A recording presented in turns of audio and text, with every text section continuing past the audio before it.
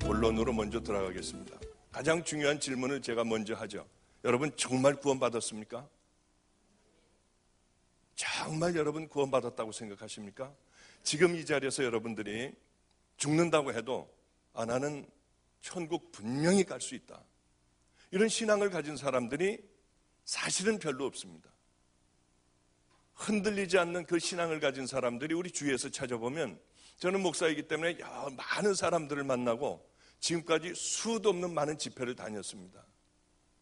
그래서 지금 제가 따져보니까 1년 한 3, 4개월 동안에 딱 한 주 쉬었습니다. 한 주 쉬고 집회를 수도 없이 다닙니다. 이제 여기 집회를 하고, 여기 월화 수요일 날 하고, 또 뉴욕에 가서 또 금, 토, 일 하고요. 바로 또 캐나다로 또 넘어가서, 캐나다에서부터 이 주일날 끝나고 바로 공항으로 가서 또 인천으로 가서 바로 또 집회를 또 시작할 정도로 수도 없이 많은 사람들을 만나봤습니다. 그런데 그 중에서 정말 구원받았다고 확신하는 사람은 별로 되지를 않았습니다. 여러분들은 정말 구원받았습니까? 구원은 절대로 행위로 이루어지지 않습니다. 예수 그리스도의 보혈 외에는 우리가 구원받을 방법이 아무것도 없습니다. 그런데 이 세상에는 믿음을 갖고 있다고 하지만 가짜 믿음과 진짜 믿음이 있는 것을 저는 많이 봤습니다. 여러분은 그러면 구원받았다고 생각하면은 구원받은 하나님의 자녀답게 여러분들 살아갑니까? 이 사람이 구원받았나 안 받았나는 대충 이제 이렇게 볼 수 있습니다. 구원받은 사람은 분명히 구원받은 사람답게 살아갑니다. 구원받지 못한 사람들은 절대로 구원받지 못한 사람답게 살아가게 되어 있습니다. 구원받은 사람이 어떻게 구원받지 못한 사람같이 살아가겠습니까?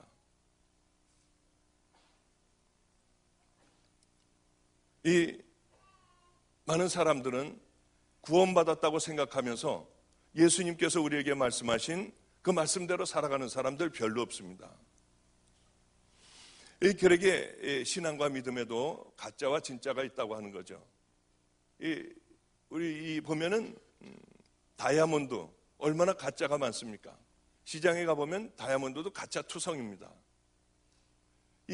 왜 그러냐 하면은 그것은 굉장히 귀하기 때문이죠. 그런데 이 신앙과 믿음, 저 천국이라고 하는 것은 이런 것과는 비교할 수 없을 정도로 엄청나게 귀한 겁니다. 그러니 이것이 이 신앙과 믿음에도 가짜가 없겠냐는 거예요. 가끔 우리 아이들 얘기, 재밌는 얘기를 가끔 예화로 듭니다만은, 우리 아이들이, 저는 아파트에서 23명이 함께 살아갑니다. 그냥 버려진 아이들하고 함께 살았고요. 길거리에서 이렇게 한 푼 달라고 쫓아다니는 아이들, 도둑질하고 있는 아이들, 다 그 초등학교 어릴 때 만났던 아이들이 이제는 전부 이제 대학생들이 다 됐습니다. 이 아이들이 다 우리 집에만 신학대학생들이 지금 10명입니다. 다들 어렵고 어렸을 때 만난 아이들도 있고, 또 이제 좀 중간에 만난 아이들도 있고 한데, 초등학교, 중학교, 고등학교 대학생들이 다 있는데, 지금은 23명이 함께 그냥 아파트에서 살면서요, 대부분 이렇게 거의 다가 어려운 아이들입니다. 그렇지는 않은 아이들이 한두 명 정도 있고, 나머지는 깊은 사연들을 다 가지고 있고,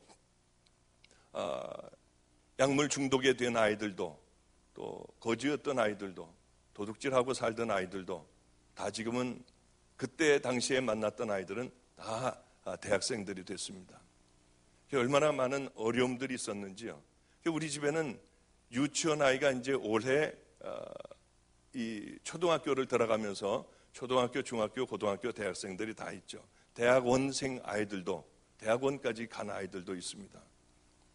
그런데 이 아이들, 우리 집에는 공부를 잘하는 아이들이 있는가 하면은 우리나라에서 0.1%에 드는 그런 귀한 아이들도 있습니다. 그러니까 서울대, 연대, 고대를 다 들어갈 수, 아무데나 다 들어갈 수 있지만은 이 아이는 전부 포기하고 감리교 신학대학 전체 톱으로 수석으로 들어간 그런 아이도 있습니다. 그런데 이 공부 못하는 아이도 있고요. 그 중에 공부 못하는 초등학생 아이가 하나가 있었습니다. 얘는 그렇게 축구를 좋아했어요. 근데 이 아이가 한 번은 목사님, 제가요 공부 열심히 하면은 평균 90점이 되면은 신발을 하나를 사주겠냐고 그래요. 그게 무슨 어떤 신발을 말하느냐? 아디다스라고 하는 신발을 좀 사주겠냐고 해요. 그래서 네가 평균 50점, 60점 맞는 애가 평균 90점이 맞을 리는 없겠더라고요. 그래. 그러면 아디다스 신발 사줄 테니까 90점을 한번 맞아봐라. 그런데 우리는 새벽 3시 반에 일어납니다. 왜냐하면은 아이들이 전부 유치원 아이들까지 전부 3시 반에 일어나요. 왜냐하면은 화장실 관계 때문에 여자애들은 머리 감는 애들도 있고요. 그런 아이들은 뭐 보통 3시 전에 일어나고요.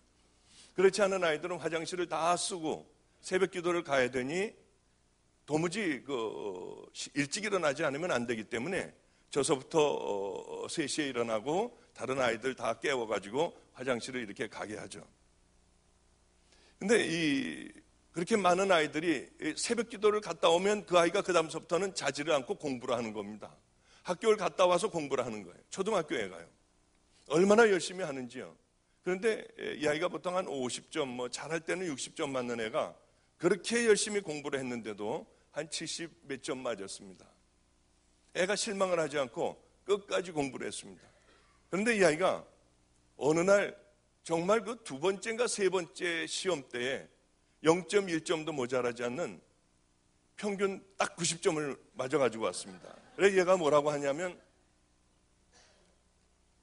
목사님 이걸 맞아왔다는 거예요. 그래 아디다스 신발을 사줘야 한다고 하는 겁니다. 그런데 우리 집은 사실 열악해요. 어디서 도움을 받는 곳이 없습니다. 누가 이렇게 교회에서 아이들 학비를 대준다거나 또는 이렇게 뭐를 이렇게 도움을 받는 곳이 거의 없다시피 해요. 그러니 참 어렵게 살죠. 지금도 대학생 애들이요. 여러분들은 깜짝 놀랄지 몰라지만은 대학생 애들 한 달 용돈이 5,000원이에요. 예, 그 정도밖에는 주지를 못해요. 지금도요. 왜냐하면은 어디서 도움을 받지 않고 많은 아이들이 이 대학생들 학비가요. 얼마나 많습니까? 그러니까 넉넉하게 주지는 못합니다. 이제 이 아이가 딱 90점을 맞아서 그래 이제는 사줘야겠다고 아디다스 매장에 가서 저는 우리 집에는 TV도 없고 신문도 없고 뭐 아무것도 없습니다. 그냥 그런 것들이 없이 그냥 살아가니까 세상 물정도 잘 몰라요.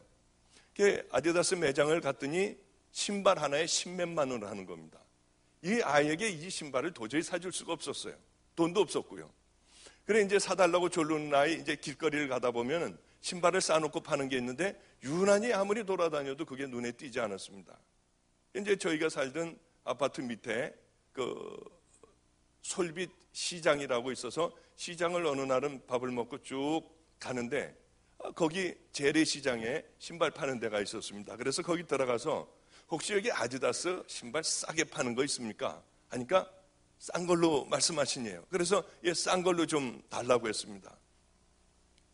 갖고 나오는데 보니까 아디다스 신발이었어요. 얼마입니까? 했더니 2만 원만 내고 갖고 가시라고 그래요. 얼마나 감사했는지요. 그걸 18,000원인가 2만 원인가를 내고 가져가라고 해서 그걸 가지고 이제 왔습니다. 아이가 얼마나 좋아하는지요. 그냥 잠도 자지 않고 그걸 끌어안고 있는 거예요. 그걸 신고 다니지도 않고 밤에 잘 때마다 그걸 끌어안고 있었습니다. 야, 그 신발을 신고 다녀야지 그러면 되니 너무 좋으니까 이 아이가 그 보고만 있고 하여튼 끼고만 있는 거예요. 어느 날서부터 그 아이가 이제 신발을 신고 다니게 됐습니다. 얼마나 자랑스럽게 다니는지요. 한 일주일 정도 다녔나요? 일주일 정도 학교 갔다 와서 입이 이만큼이 나왔어요. 신발을 보고. 왜 그러냐 그랬더니 어디 찢어졌냐? 안 찢어졌대요. 창피해서 혼났다고 그래 애들에게. 왜 그러냐 그랬더니 이 신발을 보라고 하는데 보니까 아디다스가 아니고 아디도스였어요. 얼마나 야 이거 여러 개를 아디다스를 찍다가 보면은 잘못 찍혀가지고 A자가 이게 잉크가 없어가지고 이렇게 나오는 경우도 있지. 뭘 그러느냐? 그러고서 이제 펜을 갖다가 A자를 이렇게 양쪽에다 만들어줬더니 애가 참 좋아하더라고요. 이 아디다스 신발마저도 그 별 볼 일 없는 신발마저도 이게 가짜가 있다고 하는 걸 제가 그때 알았습니다. 왜 그러냐면 비싸기 때문에요. 당연히 가짜가 있지 않겠습니까? 그런데 우리들의 신앙과 믿음은 천국을 가느냐 아니면 지옥을 가느냐입니다. 그것이 뭐 그냥 100년, 200년 이렇게 다시 한번 우리들에게 주어지는 삶이 아니라 그것은 영원히 걸려있는 아주 정말로 두렵고 무섭고 떨리는 그런 것인데 그 비싼 게 가짜가 없겠습니까? 얼마나 가짜들이 판을 치는지요. 그러게 여러분 다른 건 다 실패해도 괜찮습니다. 실패하면 어떻습니까? 그 귀한 믿음이라고 하는 것이요. 영원한 생명이 걸려있는 그것은 가짜가 없겠냐는 거예요. 얼마나 많은 가짜가 있겠습니까? 여러분들 이 감정적인 믿음이 있어요. 그냥 감정에 겨워서 찬양을 하다 보면 일어나서 눈물도 흘릴 수 있습니다. 그 결단하는 그런 기도도 할 수 있고요. 또 자기가 만들어 놓은 그런 하나님들도 있습니다. 그저 하나님은 열심히 새벽기도 나오고 여러분들이 열심히 뭐 이렇게 헌금도 좀 하고요. 하면은 축복을 주는 줄 압니다. 그러나 예수님은 절대로 그런 말씀 안 하셨어요. 그것이 믿음이 아니라고 하는 거죠. 이 성경에 보면은요. 우리들은 하나님을 복 받으려고 믿습니까, 여러분? 그러면 철저하게 잘못된 믿음입니다. 성경에 어디요? 신약에 어디가 성경에 그렇게 예수를 믿으면 돈도 많이 벌고요. 자녀들도 다 잘되고 하는 법은 없습니다. 예수님을 따랐던 무리들은 다 십자가에 거꾸로 매달려 죽기도 하고요. 창에 찔려 죽기도 하고요. 예수를 믿음으로 말미암아 가정이 파탄돼서 뿔뿔이 다 흩어져 도망다니기도 하고요. 짐승의 밥이 되기도 하고 하여튼 톱으로 켜 죽이기도 하고요. 돌에 맞아 죽기도 하고 짐승의 털옷을 입고 유리 걸식하며 돌아다니기도 하고요. 이것이 예수님을 따르던 수많은 사람들의 운명들이었습니다. 그러나 이들은 절대로 세상과 타협하지 않고 그대로 죽어가면서도 우리 주님을 붙든 그런 사람들의 이야기가 예수님 살아계시던 예수님 그때 당시에 예수님을 따르던 무리들의 삶이었습니다. 이게 바로 주님이 우리에게 원하시는 그런 믿음이라고 하는 것이죠. 여러분 정말 십자가를 만났습니까? 정말 십자가를 만났습니까? 십자가를 만난다고 하는 것은 십자가 예수 그리스도를 통해서 내 죄가 속죄가 되는 겁니다. 그리고 우리는 천국 자녀가 되는 거예요. 그런데 그러면은 우리들의 가치관이라고 하는 것은 다 변화되는 겁니다. 내 삶이 다 변화되고요. 가치관이 변화될 수밖에 없습니다. 그런데 요즘에 교회를 보면은 기적 같은 일들이 얼마나 많이 일어나는지 몰라요.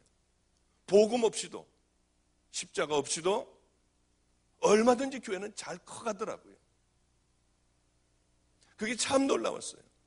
여러분들이 십자가를 만났다고 하면은 분명히 여러분들은 거듭나야 합니다. 가치관들이 변화될 수밖에 없습니다.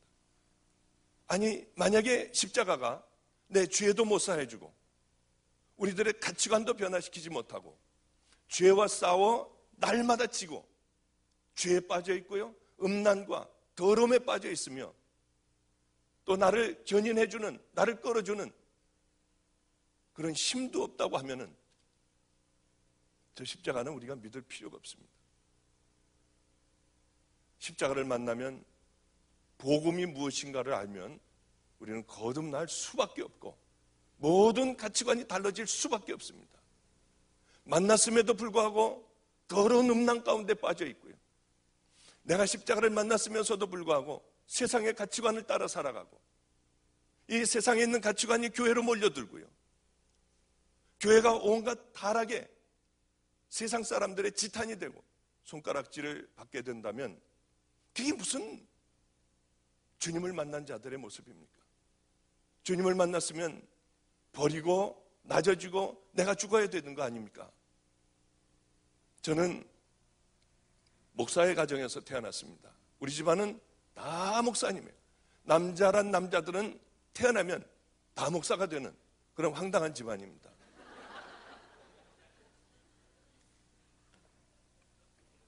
감리교회 목회 집안인데요.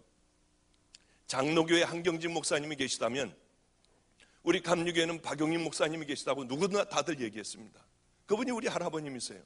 저는 장손이고 또 대한민국을 한번 휩쓸고 성령의 운동으로 뒤집어 놨던 분이 바로 저희 아버님 박장원 목사님이십니다. 저희 작은아버님도 이미 40대 초반에 종교교회라고 하는 큰 교회의 담임자셨고요. 다들 그래도 막강한 그런 귀한 하나님 앞에 한 세대를 한번 붙잡혀 쓰임받는 그런 귀한 가정에 저는 외아들로 태어났습니다. 외아들이고 우리 집안에는 장손이었습니다. 저는 예수를 안 믿었어요. 39까지 안 믿었어요. 그렇게 제가 목사가 되길 부모님들이 바랐지만 저는 예수 안 믿었어요. 왜 안 믿었냐면 어렸을 때 우리 아버님은 제가 초등학교 4학년 때였죠. 아주 가난한 동네였어요. 인천에 그곳으로 우리 아버님은 목회를 하시기 시작을 했습니다. 그곳에서 목회하는데 처음에는 괜찮았는데 날이 가면 갈수록 교회는 싸움판이었습니다. 이거는 난리법석인 싸움판이었어요. 그 모습을 보고 저는 이게 다 거짓말들이구나. 이거 다 가짜들이구나. 정말 천국과 지옥이 있다고 하면 이렇게 살아가겠냐는 거예요. 여러분 한번 생각해 보시죠. 그렇게 교회 안에서 욕을 하고 싸움질들을 하는데 과연 여기에 하나님이 계시냐는 거예요. 어렸을 때 저는 생각이 좀 깊었던 모양입니다. 좋은 목사를 만들기 위하여 그저 우리 집안에 아들 하나를 달라고 했는데 제가 태어났어요. 제가 이제 젖도 다 띄고 좀 고만고만할 때 할아버님에게 맡겨졌습니다. 좋은 종이 되기 위하여. 저는 어려서 할아버님하고 함께 자라났습니다. 제일 싫었던 게 밤에 잠을 자고 있으면 새벽에 할아버지는 새벽 기도를 갔다 와서 그 찬손으로 제 머리에 손을 얹고 기도를 해주세요. 그게 그렇게 저는 싫었어요. 울면서 이불 속으로 파고 들어가던 그때의 기억이 참 얼마나 나는지요. 저는 그래도 이 싸움을 보며 하나님이 안 계시지 무슨 하나님이 계시면 정말로 이렇게들 살까 하는 생각을 갖고 있었습니다. 하나님을 나중에 만나게 됐는데 충격이었어요. 39살에 만났습니다. 정말 충격이었어요. 저는 하나님을 만나자마자 인생을 잘못 살아왔다고 생각을 했습니다. 그래 가지고 있던 재산들 다 나눠줬어요. 가난한 사람, 병든 사람들 다 나눠줬습니다. 교회 한다는 사람도 교회도 만들어주고요. 제가 의사였었습니다. 이제 여러분들도 좀 잘 아시잖아요. 모든 공부를 다 끝내면은 의사들은 한 30대 후반, 중반, 후반 되지 않습니까? 제가 대학원을 마쳤을 때가 37, 8이었을 거예요, 아마.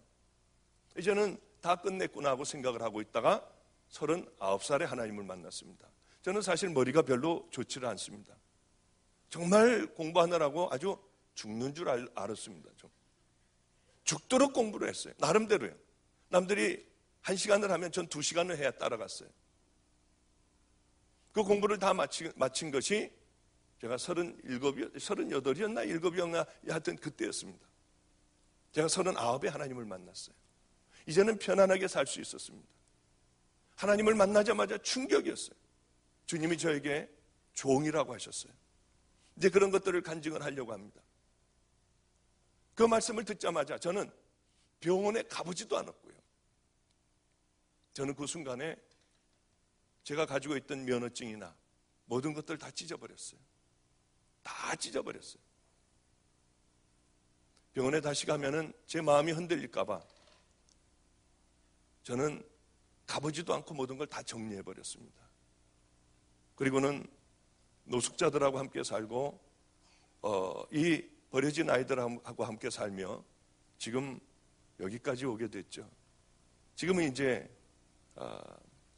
여러 아이들이 거쳐갔어요. 수도 없는 많은 아이들이 거쳐갔습니다. 그 아이들 중에는 취직해서 잘 사는 아이들도 있고요. 또 웬만한 아이들은 저하고 함께 살고 있고, 그게 23명이 지금 함께 살고 있습니다. 저는 주님을 만나자마자 그렇게 귀하다고 생각했던 돈, 또 제가 공부했던 명예, 이제서부터는 편안하게 살 수 있다고 생각했어요. 그것이 아무것도 아닌 썩어져 버릴 것이라고 하는 걸 깨달았어요. 그 이후의 삶은 말도 못하게 힘들었습니다. 매도 얼마나 맞았는지 몰라요. 굶기는 얼마나 많이 굶었는지 모릅니다. 수많은 세월들을 얼마나 힘들게 살았는지요. 저는 단 한 번도 굶고 매를 맞아 이렇게 퉁퉁 붓도록 그렇게 매를 맞았어도 단 한 번도 옛날로 돌아가고 싶다고 하는 생각은 한 번도 안 했어요. 왜냐하면 저 안에는 십자가가 있었거든요. 그 어떤 것도 제 마음을 돌려놓을 수 있는 건 아무것도 없었어요. 왜냐하면 분명한 그 십자가를 만났기 때문에. 이제 누가 저를 죽인다고 해도 저는 절대로 타협하지 않아요. 우리 교회는, 제가 우리 교회 지금 방주교회에 온 지는 한 4년밖에는 되지 않습니다. 그 전에는 엄청나게 고생을 했어요. 우리 교회 와서도 타협한 적 한 번도 없어요. 한 번도 장로님들을 무서워해 본 적도 없어요. 참 굉장히 힘든 상황이었지만은 절대로 굶고 배고프고 정말 어려울 때였어요. 저희 아버님이 하나밖에 없는 아들이 저러고 사니 기가 막히셨는지 가지고 있던 재산에 1억이라고 하는 돈과 또 거기에 어떤 문서들을 집어넣으셔서 너 그렇게 어렵게 목회하지 말고 이걸 갖고 가서 팔아. 교회 갖고 와서 풀러봤어요. 우리 교회는 그저 이 강대상보다 좀 더 클까요? 조그마한 교회였습니다. 와봤더니 돈이 있더라고요. 하나님께서 저에게 훈련을 시키고 이게 필요해서 허락하여 주시는데, 이 돈을 제가 이 돈으로 제 고난과 이 어려움을, 배고픔을 면하고 싶은 생각은 없었어요. 다시 갖다 돌려다 드렸습니다. 그리고는 누구의 도움도 받지 않고 그 어려운 고난을 다 겪었어요. 이제 그런 간증을 좀 하려고 합니다. 지금은 아이들도 귀하게 자라줬고요. 아이들도 성자의 모습으로 변해가는 것을 보고요. 하나님 앞에 얼마나 감사한지. 애들을 보면은 밤에 누구 울면서 기도를 해요. 하나님 얼마나 감사한지 몰라요. 그 중에 하나의 얘기를 하고 이제 다시 본론으로 들어가겠습니다. 제가 목회를 하며 굶고 있을 그때였습니다. 그런데 이 안성천 있는 쪽으로 전도를 하다가 보니까 어떤 아이 하나가 이렇게 본드를 하고 쓰러져 있었습니다. 또 그 아이를 집으로 데려왔어요. 그랬더니 나가가지고 또 이 앵벌이라고 하죠. 지나가는 사람 끝까지 붙들고 한 푼 달라고 하는 아이예요. 나가서 또 그 일을 하고 있는 거예요. 그 애를 데리고 와가지고 이제 같이 살게 됐는데 두 형제였습니다. 네, 이 아이들은 아주 부모에 대한 증오심이 가득해요. 엄마를 만나면 죽여버리겠다고 했어요. 왜냐하면 이 아버지, 어머니, 또 두 형제 이렇게 참 행복하게 살았습니다. 그런데 장날 물건을 팔러 온 어떤 남자와 눈이 맞아서 엄마가 그만 집을 나가버렸어요. 이 아이들이 그저 4살, 5살 때 이걸 놔두고서 도망을 가버린 겁니다. 그래서 아버지는 술만 계속 매일 먹게 되고 어느 날은 노숙자가 다 집안 전체가 홈레스가 돼버렸습니다. 그래 길거리를 떠돌고 다닐 때 이 아이들을 만나게 됐고요. 그 아이들을 데리고 와서 저는 집도 없으니까 이 강대상이 제 집이고 의자 몇 개만 놓고서 이렇게 저는 개척을 했어요.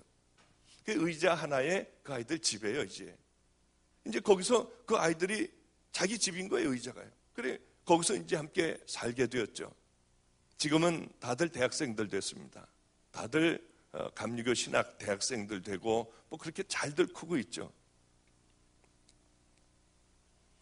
이 아버지는 지금도 노숙자고 지금도 이제 안성에서 그 길거리에서 지내십니다. 그런데 수도 없는 많은 세월이 지나며 하나님을 만났음에도 불구하고 이 아이들은 엄마를 용서를 못해요. 보면은 죽여버리겠대요. 그렇게 세월이 흐르고 바로 아마 그렇게 오래전이 아니라 아마 1년 됐나요? 안 됐나요? 이제 편지가 한 통이 그동안 그 아이들은 엄마를 본 적도 없고 생각하지도 않았고요.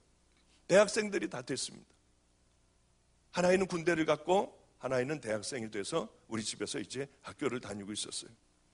근데 이 편지 한 통이 날라왔는데 그 편지를 뜯어보니까 참 충격적인 편지가 와 있었습니다.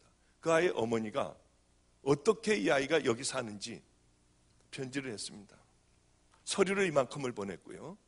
편지를 했는데 다른 게 아니라 미안하다는 말도 한마디도 없이 어떤 편지였냐면 서류에 도장을 찍어주고 너희들 학교 다닌다고 하는 그 재학증명서를 첨부해서 주고 또 너희들 지금 기거하고 있는 그곳에 주민등록 등본을 띄워서 보내고 이런 서류를 띄워 보내라는 거였어요.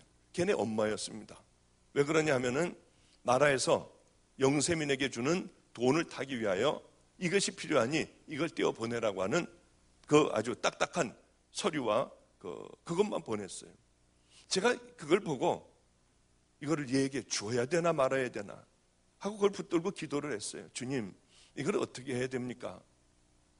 아무래도 아이들에게 맡겨야겠다 하고 애들에게 그걸 주었습니다. 보더니 가만히 그것만 보고 있는 거예요. 어떻게 하겠니? 놀랍게도 얘네들은 가서 해드려야죠. 어떻게 너 해줄 생각을 했냐? 저 십자가 만났잖아요. 저 이제 하나님의 사람 됐잖아요.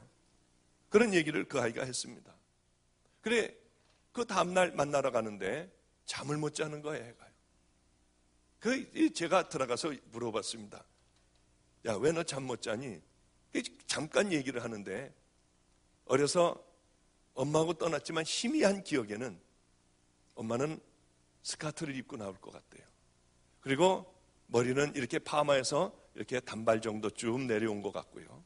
그리고 날씬한 엄마가 생각이 난대요. 이 아이는 엄마와의 만나는 약속의 장소로 가게 됐습니다. 갔더니 혹이 많은 게 여기 하나가 붙어 있고요. 중풍이 걸려서 다리를 이렇게 끌고 말을 잘 못하고 이렇게 그런 분이 어떤 할아버지 한 분하고 나왔더랍니다. 얘가 얼마나 놀랐는지 몰랐대요. 아름다운 엄마를 늘 꿈에 그리고 죽여버리고 싶어도 아름다운 엄마를 늘 마음의 꿈에 그리고 있었는데 이 정말 보기에도 흉한 그런 여자가 앞에 나타나서 내가 네 애미라고 하는 겁니다. 그래서 얘가 이 할아버지는 자기가 길바닥에 쓰러져 있을 때 자기를 데리고 지금까지 산 그런 할아버지래요. 그 여자라고 또 그 엄마를 데리고 또 살았던 모양이에요. 참 기가 막히더래요. 그러더니 미안하다, 용서해달라. 내가 이렇게 살기가 어려워서 연락을 안 하려고 했다가 내게 연락을 했다. 그래서 이런 얘기를 했답니다. 어머니 다 용서해요. 나 이제 대학생이 됐고 다 용서할 수 있어요. 한 가지 소원만 들어주세요. 소원이 뭐냐? 예수를 믿으셔야 돼요. 이대로 돌아가서는 안 돼요. 반드시 예수를 믿으세요. 그리고 자기 엄마를 끌어안고 울면서 기도를 해주고 돌아왔다고 하더라고요. 얼마나 감사했는지요. 이 녀석도 정말 예수를 만났구나. 얘도 정말 이제 하나님의 종의 길을 제대로 가고 있구나. 얼마나 감사했는지요. 제게 그런데 목사님, 이제 열흘에 한 번은 어머니를 만나러 가야겠어요. 그리고 제가 그러면은 차비를 주면은 얘는 어머니가 좋아하는 그런 이 배지밀인가요? 뭔가밖에는 못 잡수신대요. 그런데 어머니는 다리가 썩어가고 있었어요. 당뇨병이어서 다리가 썩어가고 눈이 안 보이기 시작을 했어요. 바로 며칠 전에 갔다 왔습니다. 갔다 와서는 이런 얘기를 하더라고요. 완전히 실명이 됐대요. 너무나 비참하대요. 들어가 보면은 방에서 썩은 내가 나는데 다리에서 고름이 그렇게 나온대요. 보면은 무서울 정도로 다리가 썩었대요. 목사님 어떻게 해야 돼요? 이 병원에서는 수술을 해도 얼마 살지 못한다고 하니 목사님 어떻게 해야 돼요? 네가 어떻게 하면 좋겠냐? 네 소원을 한번 얘기해봐라. 엄마하고 여행을 가고 싶어요. 가서 엄마에게 복음을 전하고 싶어요. 예수님을 만나게 하고 싶어요. 이제는 눈도 멀고 다리도 썩어가서 교회도 가지를 못해요. 그래, 가서 어머니하고 다들 얘기하며 이런 결론을 내렸어요. 목사님, 어려우시지만 제 소원 하나만 들어주세요. 그래. 할아버지가 종이를 박스를 주셔서 어머니의 그 병원비를 대는데, 목사님, 약값은 제가 좀 어머니가 이제 병원에서도 몇 개월 안 있으면 돌아가신다고 하는데 약값은 제가 좀 대게 해주세요. 그래, 제가 여기 오면서도, 미국에 여기 오면서도 그 아이 약값은 다 챙겨주고, 아버지 또 찾아가서, 노숙자인 아버지 찾아가서 같이 목욕도 하고 옷도 좀 갈아입혀드리고 같이 맛있는 걸 좀 사드리라고 하고, 그렇게 하고 제가 여기를 왔습니다. 예수를 만난다고 하는 것은 우리들의 가치관이 변화되는 겁니다. 내가 전혀 변화되지 않으며 하나님을 만났고 하나님의 자녀이고 나는 천국의 백성이라고 한다면 여러분, 그것은 참 우스운 일 아니겠습니까? 제가 예수를 안 믿게 된 결정적인 동기가 바로 그거예요. 교회에서 싸움하는 그것을 보고 저는 39살까지 이것은 틀림없이 하나님이 있을 리 없다고 생각을 했어요. 조금도 의심하지 않았어요. 이제 그 하나님 만난 얘기를 제가 좀 잠깐 해드릴게요. 저는 교회에서 싸움판 나는 걸 보고 우리 집에서는 그렇게 할아버지서부터 목사가 되길 원하셨습니다. 그렇게 수도 없는 많은 날을 할아버지가 기도하셨지만은 저는 제일 싫은 게 목사 되라고 하는 그런 얘기였어요. 교회 다니라고 하는 얘기였습니다. 이제 고등학교를 서울에서 다니게 됐습니다. 인천에서 있다가요. 그때서부터 저는 편안하게 살기 시작을 했어요. 과외 선생이 서울대학 공대에 다니는 과외 선생을 하나를 붙여줘서 그 과외 선생하고 이제 아버지의 무서움, 두려움에서 떠나버린 겁니다. 그 이제 매일 맥주를 마셨어요. 그 과외 선생하고 공부는 안 하고 매일 맥주를 마시고 담배를 피는 거예요. 매일. 고등학교 1학년 때서부터요. 나중에는 이 술을 안 먹고요. 그냥 공부를 하려고 하면요. 이게 손이 바들바들 떨리는 거예요. 얼마나 깜짝 놀랐는지. 전 술도 잘 못 먹어요. 그래서 그때서부터 정말 그때서부터 술을 끊고요. 그리고 서울대학교를 제 과외 선생이 다녀서 서울대학교를 다녀서 또 그 서울대학생이 뭐라고 하느냐면 우리는 배제고등학교를 다녀서 머리를 좀 기르고 다녔습니다. 그때 당시엔 다 빡빡 깎았는데요.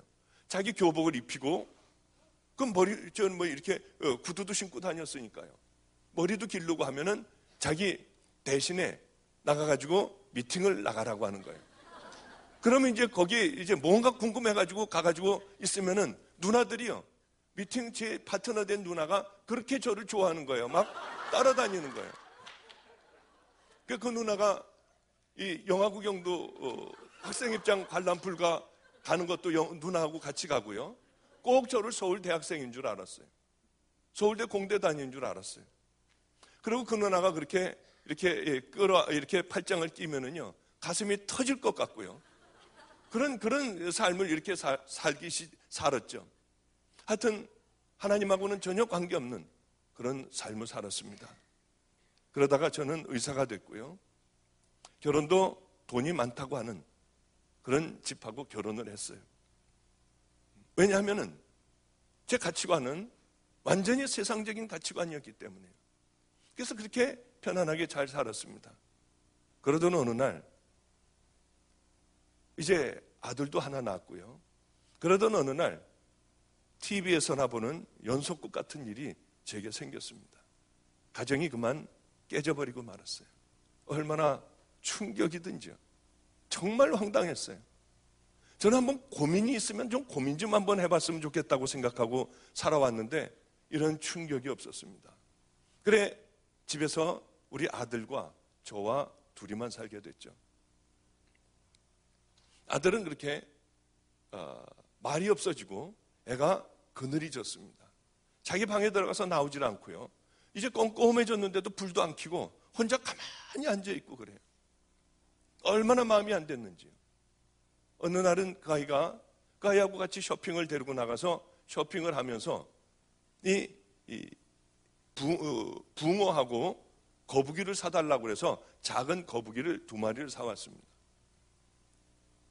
그런데 어느 날 보니까 이 아이가 일기를 썼어요. 초등학교 3학년 때였습니다. 일기를 썼는데 뭐라고 썼느냐 하면은 거북이가 이렇게 이제 돌을 가운데다가 올려놨는데 이렇게 그 어항에다가요. 올라와가지고 목을 길게 뽑았던 모양이에요. 거북이가 목을 길게 뽑고 하늘을 바라본다. 아마 아빠는 옆에 있는데 엄마가 보고 싶어서 목을 빼고 하늘을 바라보는 모양이다. 이거를 보는데 제가 얼마나 눈물이 났는지 몰라요. 그러던 어느 날이었습니다. 80년대 후반 말이었을 거예요. 거기를 어느 날 밖에 이제 나가서 괴로워서 그날도 제가 술을 좀 이렇게 많이 먹고 돌았습니다. 이 담배를 물고 이렇게 있는데 잔뜩 술을 먹고 그러고 돌아가지고 이 아이가 있는 것을 이렇게 뒷모습을 보고 있는데 갑자기 엄청난 심장에 통증이 왔어요. 얼마나 아픈지요. 그런데 이게 매 초마다 금방 제가 막 죽어가는 거예요. 근데 그게 얼른 생각에 심장마비가 왔구나 하는 생각이 들었어요. 그 통증은 뭐 말도 할 수 없고 무력감이 밀려오는데 아무것도 할 수 없더라고요.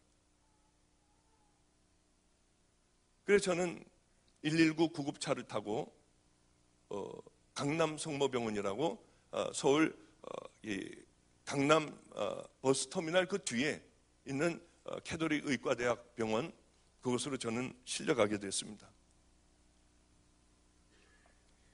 하여튼 온갖 처치를 다 받고 꽤 오랫동안 입원을 해 있다가 퇴원을 하는데 퇴원할 때 의사가 참 충격적인 얘기를 했어요. 당신이 다시 한번 이런 심장마비가 오면 내일 올 수도 있고 1년 후에까지도 올 수 있다는 거예요. 제가 그 소리를 듣고 얼마나 깜짝 놀랐는지. 당신 잘해봐야 1년밖에 못 살아 하는 의미로 저는 그냥 받아들였어요. 그런데 그때서부터 문제가 생기기 시작을 하는데 수술도 할 수 없답니다. 심장이 빨리 뛸 때는 300번 이상이 돼. 안 뛸 때는 40번, 30번 미만으로 뛰는 거예요. 이게 심장이 천천히 도니까 아무도 몰랐어요. 저 혼자만 알고 있었죠. 자살 충동이 확 일어나는 거예요. 천천히 돌면은요, 나중에 알게 된 사실입니다. 그러면 우울증에 걸리고 자살을 하려고 한대요. 그리고 막 이게 반복이 되는 거예요, 늘이요. 빨리 뛰었다가 천천히 뛰었다. 천천히 뛸 때는 이제 끝났나 보다 하면은 다시 또 툭 하고 한번 뛰고요. 얼마나 두렵고 무서웠는지요. 하나님 없는 그냥 세상을 살아가는 타락했던 그때예요. 얼마나 충격이었는지. 이게 계속되는 거예요. 어느 날은 자다가 보면은 제가 죽었더라고요. 저를 관에다 집어넣고 땅속에다 묻기 시작을 해요. 쫘르륵. 나는 아직 살아있는데요. 난 살았다고 소리를 질러도 사람들이 흙을 다 덮어요. 산소가 없어서 숨을 못 쉬고 헐떡거리고 숨을 못 쉬고 있다가 깨어나면 제가 정말 숨을 못 쉬고 있고요. 심장은 뛰지를 않고 있었어요. 지금이 죽는 모양이다. 처음에는 얼마나 화가 나는지, 왜 내가 이 병이 걸려야 되는지, 수많은 사람들 가운데 내가 도대체 뭘 잘못했다고 이 병이 걸려야 되는지 화가 나고요. 얼마나 분노가 일어나는지. 나중에는 다 받아들이게 됐어요. 그냥 혼자, 우리 부모님도 모르고요. 누구 형제들도 모르고 아무도 몰랐어요, 그 사실을. 죽어가고 있다가 보면은 우리 집에서 나오다 보면 벽돌로 된 베델교회가 있습니다. 또 개척교회가 있어요. 그렇게 이제는 죽었구나 하고 생각하다 보면은 저는 개척교회 가서 앉아있는 거예요. 왜 그런지 모르게 앉아있는 거예요. 그 베델교회 가서 앉아있는 거예요. 내 정신이 들면은 참 하나님도 없는데 도대체 내가 여기 왜 와 있지? 저는 어떤 생각을 가졌냐면 너무 답답하고 숨을 잘 못 쉬겠으니까요. 그래 이 바닷가에, 강원도의 바닷가에나 쭉 갔다 오자. 파도가 치는 거기서 숨을 깊게 들이쉬면은 이 답답한 게 아마 없어질 거야 하는 그냥 막연한 생각으로 여행을 가려고 하다가 작은아버지에게 가게 됐습니다. 그래 이제 마가의 다락방이라고 하는 인천에 있는 그곳을 올라가는 그 발걸음이 제가 주님을 만나는 발걸음이 될 줄은 꿈에도 생각하지 못하고, 여행하는 걸 포기하고 이제 내가 죽을 거니까 어른 한번 만나봐야겠다 하는 마음으로 다락방을 올라가게 됐습니다. 차를 밑에다 세워놓고 걸어서 이제 숨이 차서 걸어서 올라가는데 제 운명을 바꾼 한 만남이 있었습니다. 어느 여자분이었어요. 다리가 한쪽이 없어서 의족을 하고 있는 분이 가방을 이렇게 둘러매고 이렇게 졸면서 내려왔습니다. 그분이 저를 보면서 확 웃더라고요.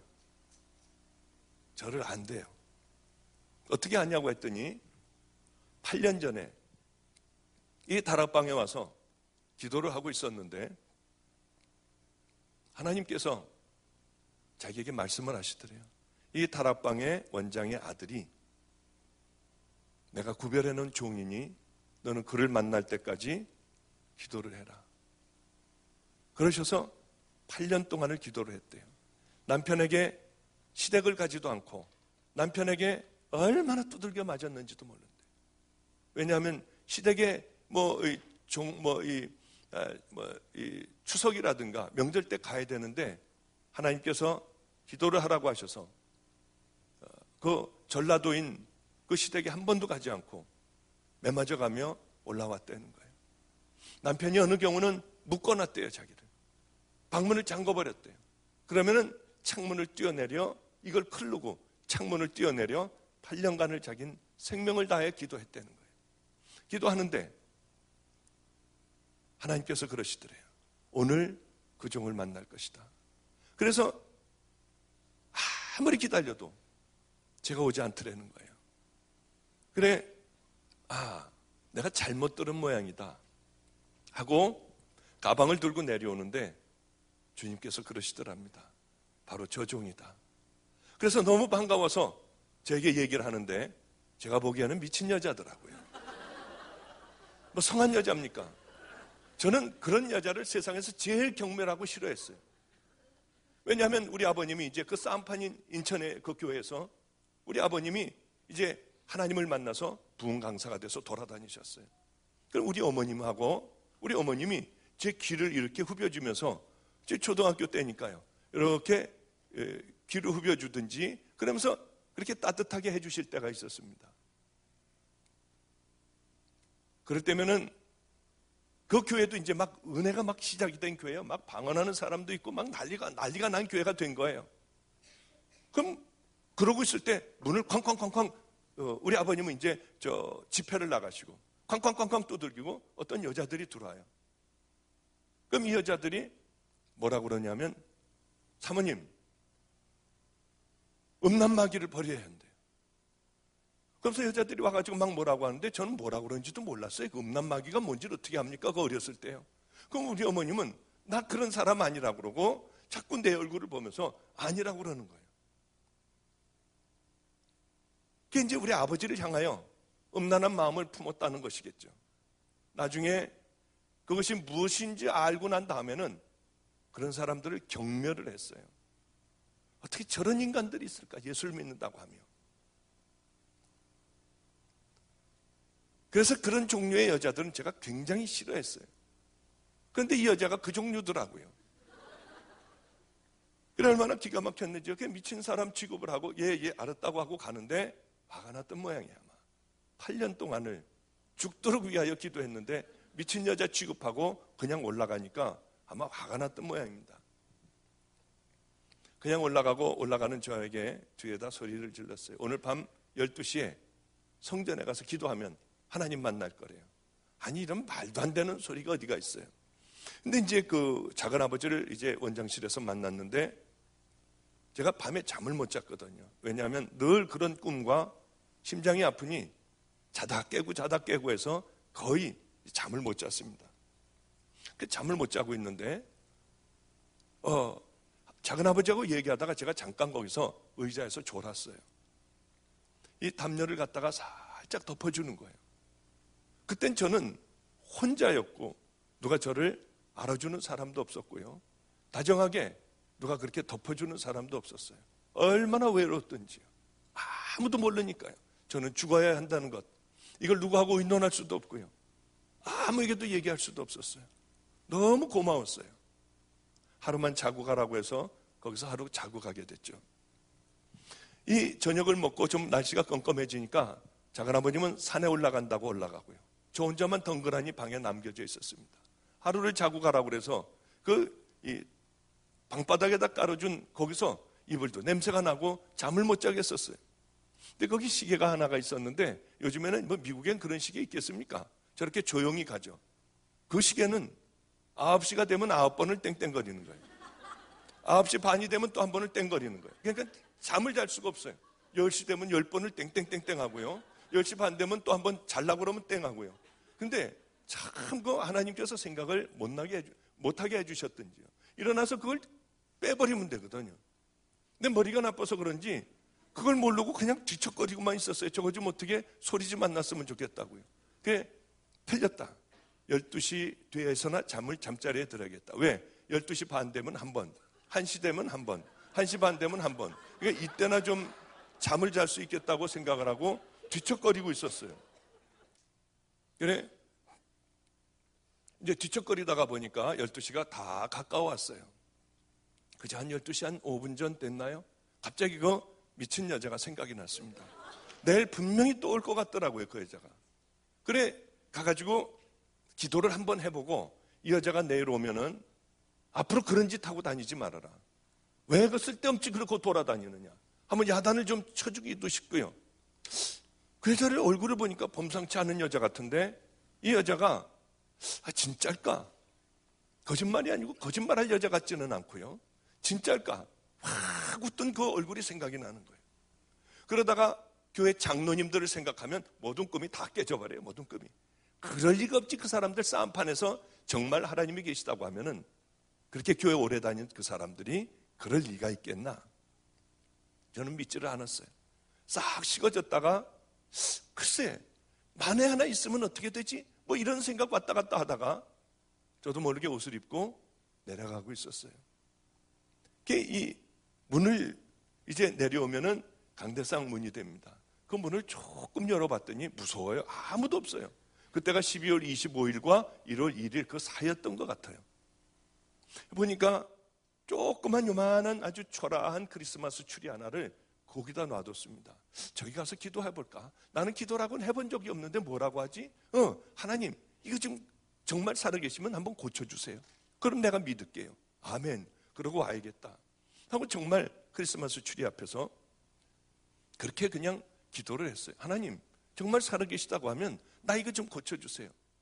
그럼 내가 열심히 예수 믿을게요. 그리고 아멘. 더 이상 뭐 기도할 게 없어서 일어났습니다. 일어나려고 하는데 이상하게 몸이 그렇게 떨리더라고요. 이상하게 떨리고 일어나지지가 않았어요. 그래, 아무리 일어나려고 발버둥을 쳐도 일어나지지가 않고 몸은 그냥 떨리고요. 입에서 뭐 튀튀튀튀 하는 뭐 이상한 소리가 나오고요. 그래, 이게 도대체 뭐 제가 마음대로 몸을 가눌 수가 없었어요. 귀에서 소리가 들렸습니다. 너는 내 종이라고 하고요. 그 외에 여러 가지 얘기가 들렸어요. 한 8가지 정도가 얘기가 들렸어요. 잘은 확실하게는 생각이 나지 않지만은 그렇게 소리가 들리고 그 다음에 눈에 뭐가 보였어요. 아, 내가 이제 죽음이 가까우니까 이런 것이 들리고 환청이 들리고 또 이게 환식이 이거 보이는구나. 내가 극심한 내 정신적인 이런 시달림이 있구나. 그런데 이 보통 들리고 보이고 하는 것은요, 마음이 불안해져요. 야, 뛰어내려 하는 소리가 들리면요, 불안하고 어쩔 줄 몰라 뛰어내리게 되는데, 그때는 이상하게 우리 어머님이 저 귀를 후벼주시던 그런 편안한 마음이요, 어머니하고 함께 있던 그런 편안한 마음이요, 꼭 그런 마음이었어요. 이상하게 나중에 생각을 했습니다. 심장이 제대로 뛰고 있었다는 거죠. 나중에 그것은 생각이 됐어요. 그리고 그것이 다 끝난 다음에 모든 것이 자유로워져서 얼른 뛰쳐나와서 집으로 돌아왔습니다. 이제 이런 데는 다시는 내가 안 오겠다고 하고요. 그리고 지내다가 보는데 또 죽어가기 시작을 했어요. 너무 힘들었어요. 아니야, 그래 마가이다라방 거기 크리스마스 추리 거기 갔을 때는 괜찮았잖아 하는 생각이 들었습니다. 그래서 차를 몰고 거길 갔어요. 가서 앉아보니까 영락없이 괜찮은 거예요. 얼마나 깜짝 놀랐는지요. 늘 다니기 시작을 했어요. 집에 오면 또 그러고요. 그 가면은 괜찮고요. 아, 이것이 하나님이 아니라 정신적인 현상이구나. 인간의 마음과 정신은 얼마나 강한지 심장을 지배하거든요. 인간의 능력은, 뇌의 능력은 엄청납니다. 저는 믿지를 않았어요. 하나님이라고 믿지를 않았어요. 그렇게 있는데 어느 날은 새벽에 가서 저녁 늦게까지 가만히 앉아만 있는 거예요. 편안하니까요. 그렇게 다니기 시작을 하는데 어느 날 이게 정신적인 현상 같으면 병이 깊어지면 그 다음에 컨트롤이 안 되거든요. 근데 이상한 거예요. 이게 정신적인 현상 같지만은 않았습니다. 하나님에게 진짜 하나님이 하는 거냐고 이번에 물어봐야겠다고 생각하고 이제 또 힘들어서 또 가게 됐죠. 가서 이렇게 여쭤봤습니다. 이게 정말 하나님이 하시는 건가요? 하나님이 하시는 것 같으면 날 믿게 해주면은 나는 시시하게 안 살고 생명을 당신에게 드리겠다고 했어요. 날 믿게만 해달라. 시시하게 살지 않겠다고 했어요. 그런데 귀르다가 말소리가 들리는 거예요. 여기서부터는 좀 이상해집니다. 일어나라. 믿거나 말거나 이건 제가 만난 하나님이에요. 하여튼 일어나라 그래서 일어났는데 원장실로 들어가라. 들어가면 전화가 올 것이고 그 전화의 내용은 이것일 것이다. 그래서 저는 이상하게 마음에 어떤 생각이 드냐면 틀렸으면 좋겠는 거예요. 이게. 왜 그런지 모르겠어요. 이게 틀렸으면 좋겠다. 그리고 이제 가다가 일부러 곧장 가지 않고 우물이 있는 대로 돌아가가지고 빨리 갔다, 천천히 갔다, 빨리 갔다, 천천히 갔다 하면서 헷갈리게 하느라고 하여튼 헷갈리게 하느라고 아니라 하여튼 이게 틀렸으면 좋겠다고 하는 생각 속에 거기 가서 딱 잡았는데요. 문고리를 잡았는데 열고 들어가면 꼭 그 전화가 올 것 같았어요. 이상한 그런 마음이 들었어요. 그래서 가만히 기다렸어요.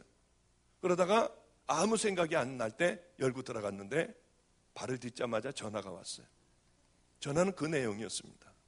근데 그거 가지고 어떻게 하나님인 걸 어떻게 알아요? 말도 안 되잖아요. 이건 얼마든지 일어날 수 있잖아요. 저는 와서 하나님 그런 거 말고요. 하나님만 하실 수 있는 걸 보여달라고 했어요. 그러면은 그 다음에도 황당하게요. 좀 이상한 얘기를 해도 지금서부터는 그게 이제 거기서 브레이크를 밟아라. 그게 생각을 하고 거기서 브레이크를 밟아요.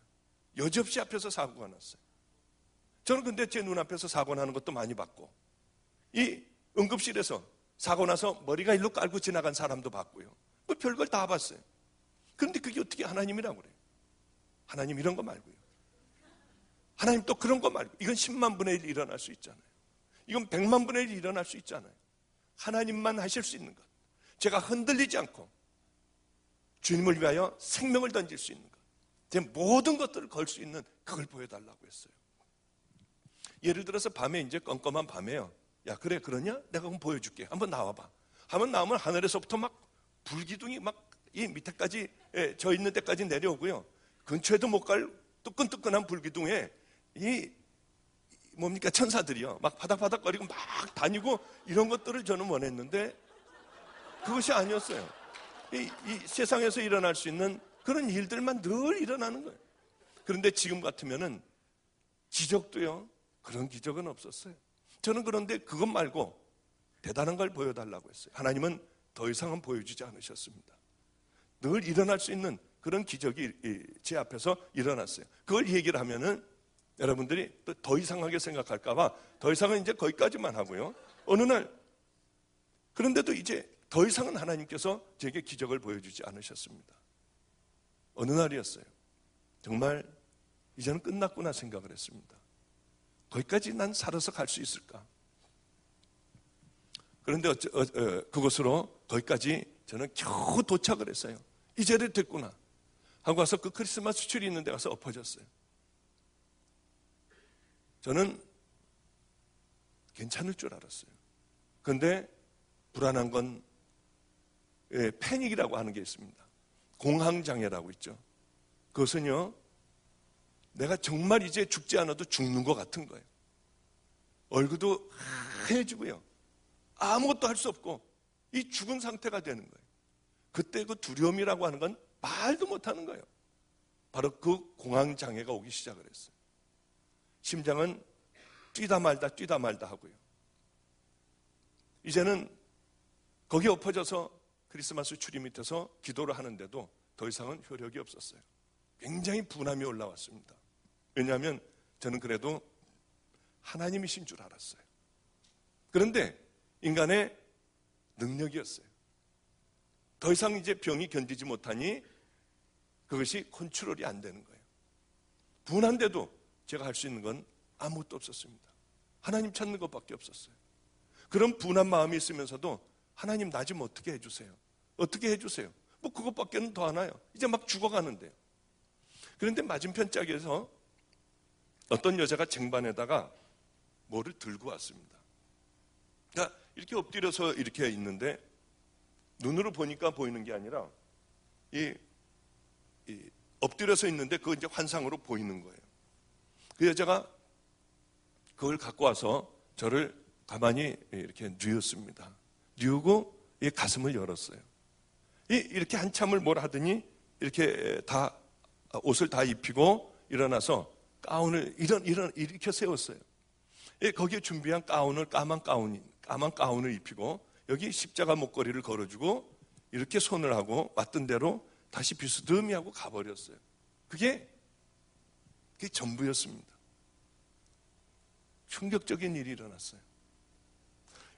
예전에 크리스마스 트리 밑에서 기도할 때는 그냥 가만히 있을 때는 마음이 편안하고 그리고 심장이 재박동을 띄고요. 쭉 다운되는 그런 느낌이었어요. 그런데 이제는 반대로 뭐가 이렇게 여기서부터 북받쳐 올라오더라고요. 누가 건드리면은 그냥 소리내서 막 울고 싶은, 뭐라고 표현은 못하지만은요, 목이 메이고 뭐가 꼭 폭발하고 울어버리고 싶은, 누가 한 번만 툭 치면은 막 소리내서 울 것 같은 그런 기분이고, 뭐가 이렇게 막 기쁨 같은 게 막 올라왔어요. 밖에 나가도 괜찮을 것 같았습니다. 그래서 하여튼 울면서 밖으로 나갔어요. 밖으로 나가서 지금도 이제 그 고압선이 흐르는 그 산꼭대기까지 올라가기 지금도 힘듭니다. 거기를 막 뛰어 올라갔어요. 올라가 보니 숨은 찼지만은 심장은 아주 힘차게 재박동을 하고 있었습니다. 얼마나 충격이었는지 막 울었어요. 뛰어내려오는데 눈들이 이렇게 희끗희끗 있어서 발 잘못 디뎌서 거기서 막 굴렀어요. 굴르면서도 막 좋아서요. 감사합니다, 감사합니다 하고 내려오고, 넘어지면서도 막 감사합니다 하면서 내려왔어요. 저 밑에 동네까지 갔다 오려면 힘듭니다. 거기까지 뛰어갔다 왔어요. 그리고 이제 그 밑에 동네까지 갔다 오면 저 성전 저 뒤가 되는 거예요. 숨을 헐떡거리고 거기서 숨을 헐떡거리고 이제 숨을 진정하고 다시 크리스마스 추리로 들어가려고 하는데 이제는 귀로다가 들리는 게 아니라 제 마음으로 큰 소리가 들렸어요. 왜냐하면 이제는 아마 그때 제가 북받치는 막 그런 것이 있었을 때 성령님이 내게 오셨던 모양이에요. 저는 확실하게 모르지만 이제 성령님이 구태여 안에서 밖으로 나와서 귀에다 대고 얘기할 필요가 없잖아요. 그냥 안에서 말씀하시면 되잖아요. 그 말씀이 제 마음속에 들어오기 시작을 했어요. 분명한 음성이었어요. 내 종아, 내가 너를 다 보여주었다. 기적을 다 보여줬고 내가 너의 하나님임을 나타냈다. 너는 믿지를 않았다. 자, 이제 내가 마지막으로 네가 가지고 있는 의학적인 지식이 있지 않니? 전체 병에 대해서 얼마나 찾아봤겠어요? 어디는 안 가봤겠어요? 네가 알고 있는 내 의학적인 지식, 네가 믿고 있고 네가 공부한 의학적인 지식으로 내가 이제 내게 들어갔다. 이제 믿느니? 이제 믿느냐? 얼마나 울었겠어요, 제가. 얼마나 울었겠어요. 여태까지 내게 오신 그 모든 게 다 하나님이셨더라고요. 왜 나 같은 걸 안 죽여버리셨는지요? 왜 나 같은 걸 그대로, 이 더러운 걸 그대로 보고 있었는지, 얼마나 충격이었는지. 저는 정말로 없는 줄 알았어요. 전 정말로 이 세상에 하나님이 없는 줄 알았어요. 그냥들 교회 다니고 무리져서 다니고 그냥 그렇게 하다가 성질 나면 싸우고요, 마음대로 할 것 하고요, 하고 싶은 말 다 하고요. 저는 그런 줄 알았어요. 우리 아버지도 가짜인 줄 알았어요. 우리 할아버지도 가짜인 줄 알고 왜 저런 인생을 살까? 저는 잘 살았습니다. 우리 아버지를 봐도